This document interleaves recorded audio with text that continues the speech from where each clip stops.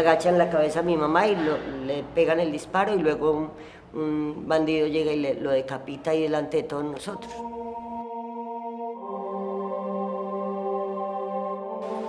Y lo tendieron en el piso de la pieza donde dormíamos, y en presencia mía y en presencia de mis hijos lo asesinaron con 2 disparos en el cerebro.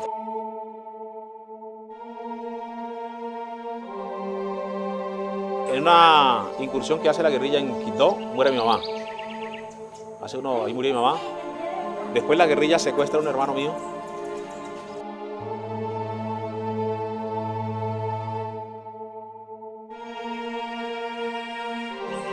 Y en el mismo 2002 ocurre lo que pasa acá en Bojayá. O sea, fue un año que, si tú no estás asiduo a la fe, te descompones.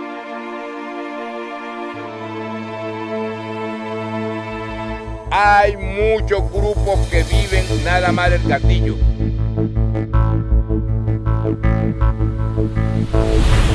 Y que mucha gente no quiere que la guerra se acabe. Por eso hay conflicto. El poder en mi país lo maneja la gente que tiene plata. Compañeros, como dice la consigna, hoy todos a las calles a tumbar al gobierno paramilitar, a sus estructuras mafiosas y a su sostenimiento por el imperialismo yanqui.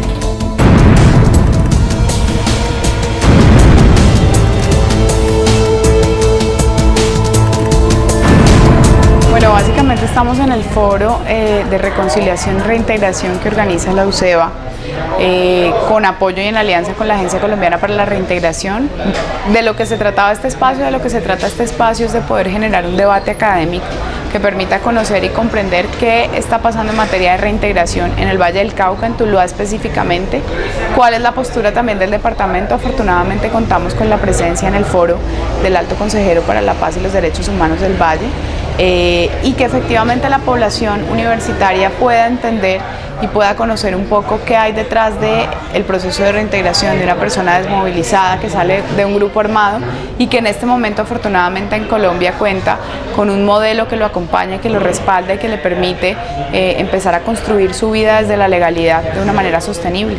Mi nombre es Carmen Gómez Romero, madre de Víctor Fernando Gómez y John Nilson Gómez. Soy una de las representantes del colectivo Madres de Soacha, de los mal llamados falsos positivos. Vengo a contarles la historia de los muchachos de Soacha que fueran asesinados en el año 2008 en el mandato de Uribe y su ley de democracia. Para mí es muy importante dar a conocer lo de la problemática de las madres de Soacha. ¿Y por qué las madres de Soacha? Porque fue un caso emblemático, fue mundial, del asesinato de aquellos jóvenes que inocentemente se los llevaron y los vendieron al ejército como si fueran animalitos, y dar a conocer en muchas partes del país donde no saben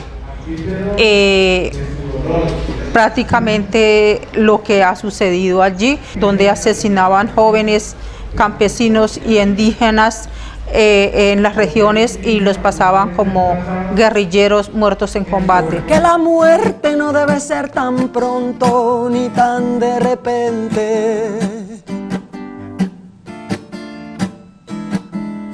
Érase una guerra, érase un país con historias negras y un futuro gris. Y esa bruta guerra era un buen negocio, se apropiaba tierra, cultivaba el odio, y la octava plaga, plaga de la bala, nos ensordeció, mató a mi Colombia, Soacha, tú y yo. Nos invitaron y ahí nos han seguido invitando hacia las regiones, a los municipios, a dar charlas, a contar la historia de lo que nos pasó a nosotras, cómo hicimos para denunciar, que no nos vencieron las amenazas, no nos vencieron, en el caso mío, de que me mataron mi segundo hijo, y estamos organizadas ahorita como el colectivo de abogados, el colectivo de las madres de Soacha, y no, para adelante, porque ya tenemos que seguir luchando por nuestros familiares que no están, y la voz de nosotras las madres es la voz de nuestros hijos que están muertos. Mamita, cuénteme cómo era su hijo que le gustaba comer, le regalaba rosas, era atento con usted, le iba a comprar un ranchito, la quería mucho a su merced. Cuente qué música escuchaba, recuérdeme su nombre, sus fotos, muéstreme.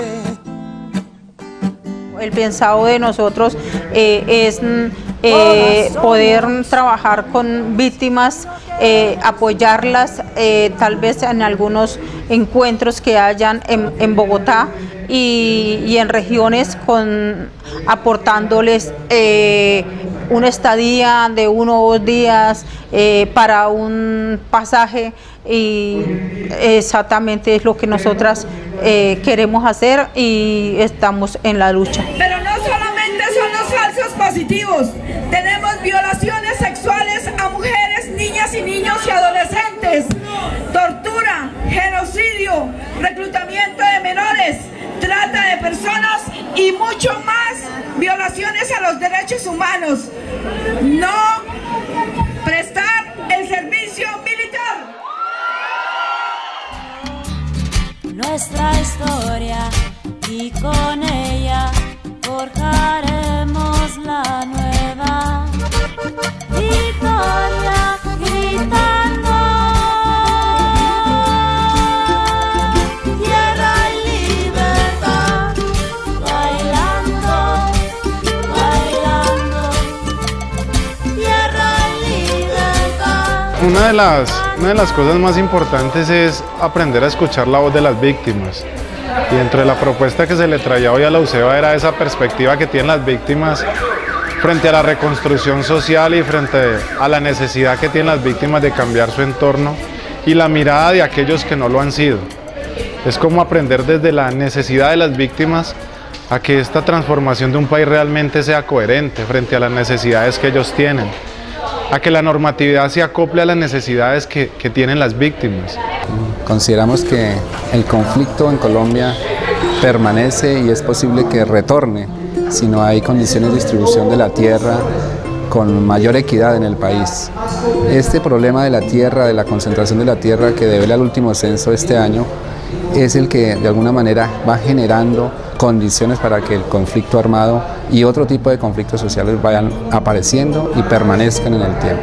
Nosotros vivimos en un país polarizado, vivimos en un país que se ha acostumbrado a pensar que en un extremo están los buenos y en el otro los malos, y que efectivamente ha desconocido de manera muy radical y muy significativa que hay detrás de un campesino o de un niño que ingresa a un grupo armado. Y ahorita pues afortunadamente el panorama empieza a cambiar, empiezan a abrirse puertas, empieza cada vez más la gente a interesarse por comprender qué hay detrás del conflicto, y eso nos permite sentir que el panorama, digamos, de reconciliación es posible. Nosotros lo hacemos todo el tiempo en el trabajo que tenemos con las comunidades, y efectivamente, pues si bien es lento, por ejemplo, las oportunidades de empleo para los desmovilizados todavía son un escenario muy difícil de acceder, pero poco a poco se van abriendo puertas, y esas puertas que se van abriendo pues van generando que se repliquen en otras personas, que el voz a voz permitan empezar a conocer que cuando se le abre la oportunidad a un desmovilizado en proceso de reintegración, pues esa persona lo valora, lo agradece y se compromete de una manera muy importante. Que desde la Facultad de Derecho y desde los estudiantes y los consultorios jurídicos se tiene que aportar a las víctimas del conflicto armado en materia de reparación. Esto es identificar las medidas de reparación, las 5 medidas existentes. Una primera medida que es la restitución, no solamente entendida desde la restitución de derechos territoriales, sino desde la restitución de los derechos como tal, donde los funcionarios de la unidad de restitución de tierras tienen que llevar su accionar frente al proceso para apoyar a estas víctimas y recuperar sus territorios. Pero también la universidad, desde los consultorios jurídicos, puede apoyar a las víctimas siendo partes de estos procesos y empoderando y apoderando a las víctimas para que reclamen este derecho de restitución. Sí, siempre ponemos lo más pesado, ponemos los muertos y también el desplazamiento. Yo soy víctima de la guerra, yo soy víctima de la guerra. Yo soy víctima de la guerra, yo soy víctima de la guerra. El tema de la verdad, cómo construir verdades desde los distintos puntos de vista, cómo construir ese proceso que nos arroje a nosotros elementos suficientes para aproximarlo a lo que nos pasó. La necesidad de la comprensión del tema de la lucha armada, del conflicto armado colombiano. Si seguimos nosotros creyendo que fue un grupo de forajidos que se dedicaron a hacerle terrorismo, una guerra a la sociedad colombiana, o si ese conflicto armado también tiene que ver con el sistema social imperante en Colombia, si de alguna manera lo explica, si ese sistema social imperante en Colombia, ligado pues al capitalismo tal como lo tenemos concebido, sirve de marco de referencia para entender el conflicto armado. Creo que si nosotros logramos una mayor comprensión sobre las distintas aristas que conforman esta compleja realidad colombiana, asimismo podemos nosotros comprender el alcance, la importancia histórica y la relevancia de lo que hoy estamos adelantando en Colombia, de lo que hoy está ocurriendo en Colombia. Pues por supuesto que la evolución de los planes y de los programas del gobierno nacional han sido importantes en la atención a las víctimas del desplazamiento forzado, en general a las víctimas de la violencia.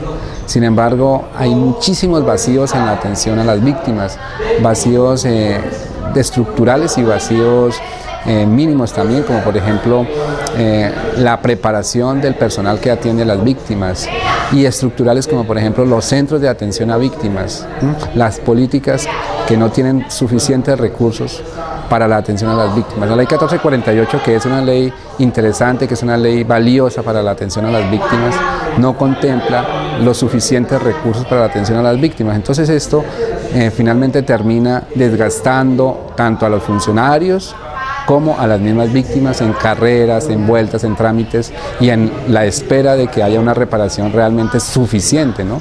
El problema de la ley no es la ley, sino que no alcanzan los recursos para que la reparación tenga ese nivel de suficiencia. La reparación tiene que ser suficiente para que la persona pueda recuperar o reconstruir sus procesos vitales, ¿no? Entonces es muy valioso que esté la ley, es muy valioso que haya mucha gente trabajando en el país desde el Estado central, desde el Estado colombiano, pero aún hay vacíos en la parte de recursos y en la parte de preparación y de infraestructura para la atención a las víctimas. Hay una sola cosa que es importante, ¿sí? Aprender a dimensionar las noticias, aprender a apoyar todos esos procesos que de una u otra manera se están haciendo a nivel político para reconstruir la paz en nuestro país. Pero lo más importante es que aprendan a ver esas víctimas no como los que le van a usurpar un espacio, no como los que van a robarlos, no como los que van a dar un indicador de miseria en un municipio. Es poderlos acompañar, es conocer de todo lo que hay para las víctimas y sobre todo de abrir los espacios de participación y de disertación de los unos que han sido más favorecidos con la no afectación social de un conflicto frente a los que sí han sido víctimas constantes y flagrantes de estas afectaciones de este conflicto armado y social.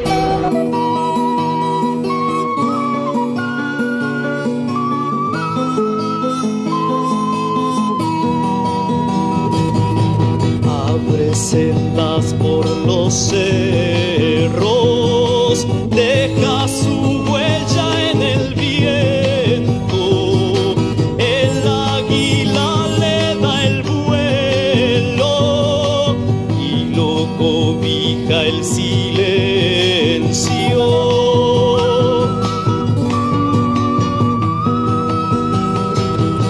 Nunca se quejó del frío, nunca se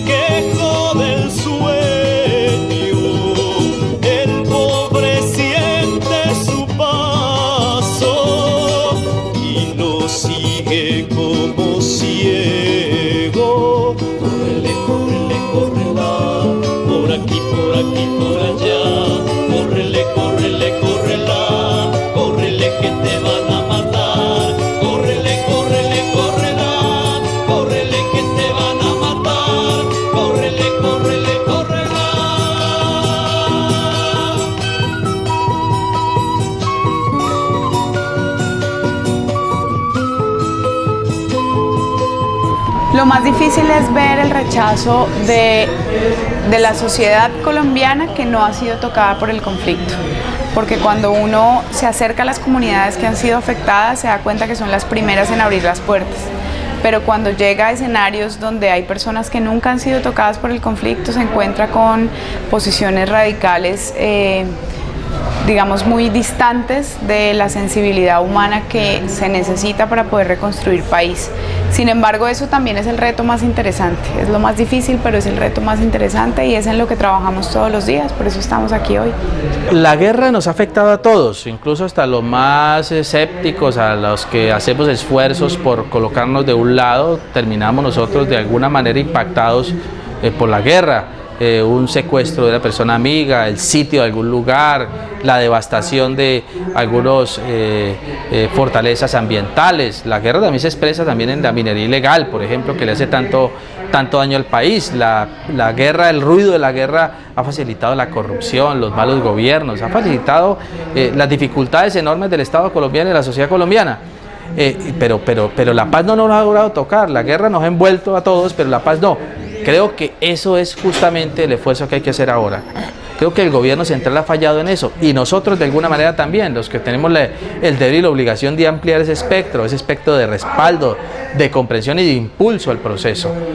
Este programa contempla algunas estrategias que permiten a la población desplazada integrarse en el desplazamiento en las ciudades, hacer resiliencia y van tejiendo lazos nuevos de organización, de familia, porque pues el desplazamiento afecta a todos estos procesos que venían, todos esos procesos vitales que venían.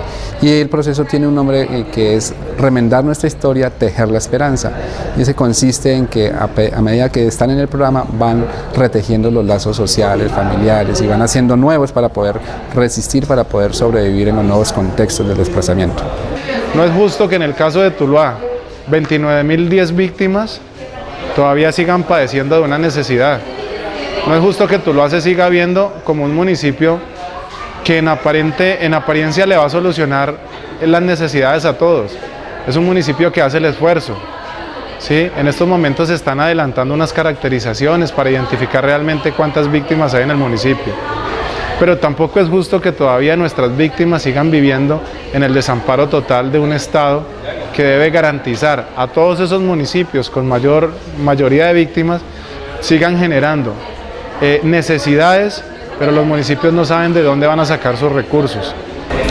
De 57.000 personas que se han desmovilizado en Colombia, 30.000 están en proceso de reintegración y más de 10.000 ya han culminado satisfactoriamente su ruta. Eso nos da una cifra de más o menos 9.000 personas que nunca ingresaron al proceso. Este proceso es un proceso jurídicamente voluntario, o bueno, lo era, sobre todo cuando inició. Y eso, por supuesto, pudo haber generado que efectivamente algunas personas no ingresaran al proceso y que en ese orden de ideas, pues de pronto el camino que tomaran no fuera el adecuado o siguieran vinculados a escenarios delictivos. Sin embargo, 8 de cada 10 desmovilizados hoy permanecen en la legalidad, lo que quiere decir que el índice de reincidencia nuestro como país es muy bajo.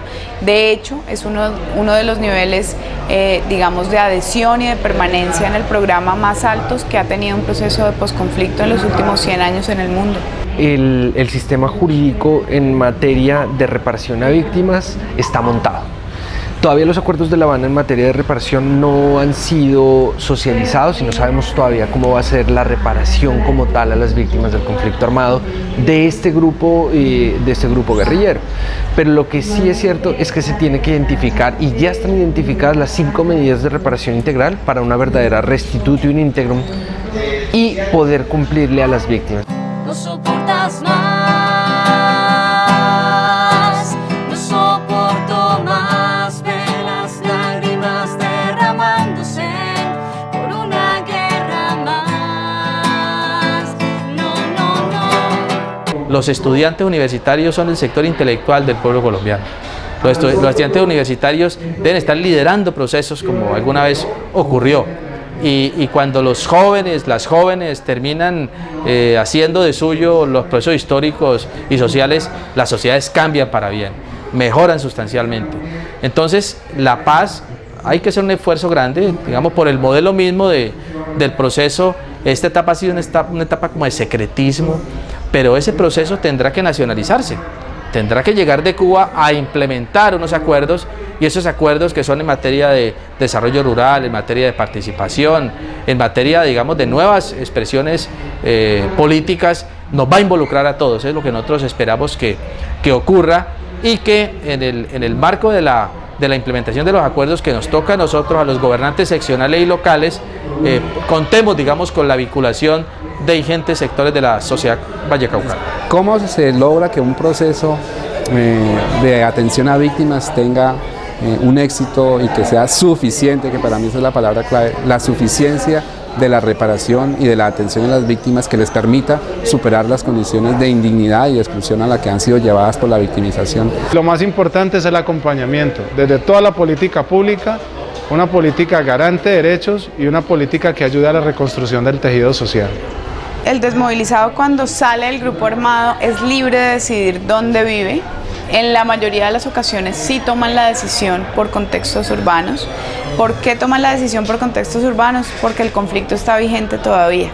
Entonces es muy difícil retornar a contextos de la ruralidad, donde probablemente ellos operaron o donde todavía hay presencia de grupos armados. Precisamente por eso para nosotros es tan importante pensar en un cese del conflicto y en una terminación definitiva del conflicto, porque eso nos va a permitir tener otro panorama como país, no solo para los desmovilizados. Ese es un fenómeno que también tiene que ver con las víctimas, tiene que ver con la población desplazada.